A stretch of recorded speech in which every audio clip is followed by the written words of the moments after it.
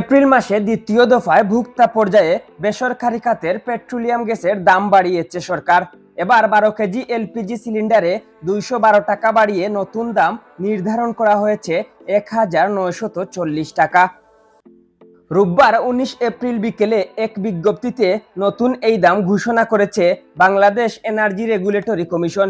সংস্থাটি জানিয়েছে ওই দিন সন্ধ্যা 6টা থেকেই নতুন এই মূল্য কার্যকর হবে। পাশাপাশি বেড়েছে অটো গ্যাসের দামও। ভোক্তা পর্যায়ে অটো গ্যাসের দাম 89 টাকা 50 পয়সা নির্ধারণ করা হয়েছে, যা এপ্রিল মাসের শুরুতে নির্ধারণ করা হয়েছিল 79 টাকা 77 পয়সা। বিআরসির তথ্য মতে এর আগে সবশেষ গত 2 এপ্রিল চলতি মাসের জন্য এলপিজির দাম সমন্বয় করা হয়েছিল। তখন 12 কেজি সিলিন্ডারের দাম নির্ধারণ করা হয়েছিল 1728 টাকা। মাত্র 18 দিনের ব্যবধানে তা আরও এক দফা বাড়িয়ে 212 টাকা বাড়ানো হলো।